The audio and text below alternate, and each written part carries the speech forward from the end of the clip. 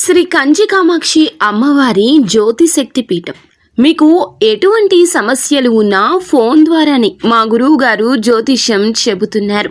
భార్యాభర్తల కలహాలు, ప్రేమించిన వారు దూరం కావడం, డబ్బు, వ్యాపార సమస్యలు, పెళ్లి కుదరకపోవడం, సంబంధాల సమస్యలు, గ్రహ దోషాలు, భూమి వాస్తు దోషాలు, విదేశీ ప్రయాణం కోసం, ఆరోగ్య సమస్యలు, కుటుంబ సమస్యలు, లక్ష్మీ శాంతి, గృహశాంతి, వివాహం ఆలస్యం కావడం, స్త్రీ పురుష వశీకరణం, నాగదోష నరఘోష సమస్యలు, సినీ ఫీల్డ్ గురించి, విడాకులు, కోర్టు సమస్యలు, రియల్ ఎస్టేట్ సమస్యలు, రాజకీయం, ప్రమోషన్ గురించి, శత్రు వశీకరణ, చెడు ప్రయోగాలు. మీరు ఎక్కడెక్కడో జ్యోతిష్యం చెప్పించుకుని అది నెరవేరలేదని బాధపడుతున్నారా? స్త్రీ పురుష వశీకరణకు ప్రత్యేక పూజలు చేసి మా గురువు గారు 100% పరిష్కారాన్ని చూపిస్తారు. ఎటువంటి సమస్యలకైనా ఒక్కసారి నమ్మకంతో మా గురువు గారు గోపీరాజు గారిని సంప్రదించండి.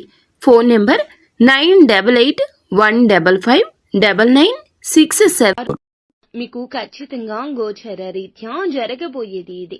ఈ రోజు రాత్రిలోపు ఒక పెద్ద మనిషితో వీరికి గొడవ జరుగుతుంది.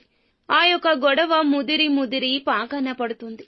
ఏం జరగబోతుంది, ఎటువంటి ఫలితాలు కలగబోతున్నాయి అనే అన్ని వివరాలు వీడియోలో చూసి తెలుసుకుందాము.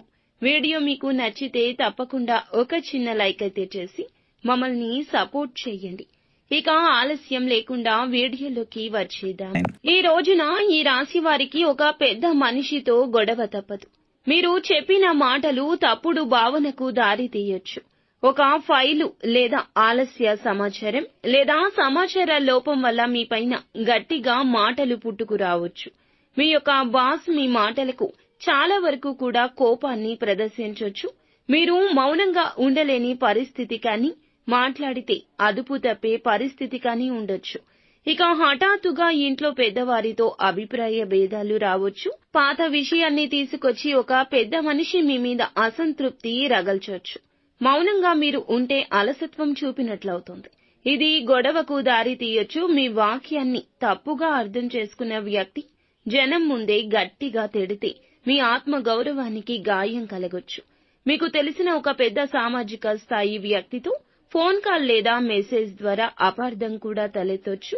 ఇక శత్రుగ్రహంగా ఉన్నటువంటి కుజుడు మిష్ట స్థితిలో ఉండడం వల్ల మీ మాటలపై నియంత్రణ కోల్పోతారు. మీరు అంతగా తప్పు చేయకపోయినా సరే దోషం మీకే అనిపించేలా వాతావరణం ఉంటుంది. కొంతకాలంగా సహించుకుంటూ వచ్చిన ఒక సమస్య ఈ రోజున బలంగా బహిరంగమయ్యే ఈ గ్రహ ప్రభావం మీకు చూపిస్తుంది. అలాగే ఇక పరువు నష్టము, ఇతరుల ముందు మీ మాట తక్కువ అవుతుంది. ఈ రోజు ఆర్థిక సమస్యలు మీపై అనుచితంగా నిందను మోపితే ఉద్యోగ భద్రత, ఆదాయ మార్గం భద్రతకు ముప్పు కలగవచ్చు. సంబంధాలు విరోధం కావచ్చు. పెద్దవారి మనసు విరగడం వల్ల కుటుంబ శాంతిని కోల్పోవచ్చు. ఈ రోజు ఖచ్చితంగా తప్పులో ఉండకపోయినా సరే ఎదుటి వారికి తప్పుగానే కనిపిస్తుంది.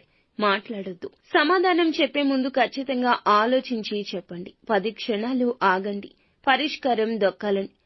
పరిష్కారం దక్కాలంటే మౌనం ఒక్కటే ఆయుధం.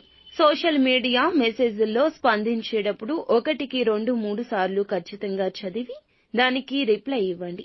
ఈ రోజు ఒక పెద్ద ఇబ్బందిలోనే మీరు చిక్కుకోవచ్చు. కావున మౌనంగా జరిగేదాన్ని గమనిస్తూ ఉండమని చెప్పడం జరుగుతుంది.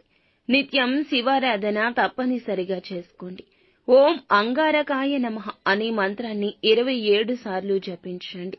రాత్రి సమయంలో 8 గంటలు తరువాత మీ దగ్గర ఉన్న శివుని ఫోటో ముంగిట దీపం వెలిగించండి. ఈ రోజున పసుపు రంగు దుస్తులు ధరించడం మీకు అన్ని విధాలా క్షేమకరము, లాభదాయకము.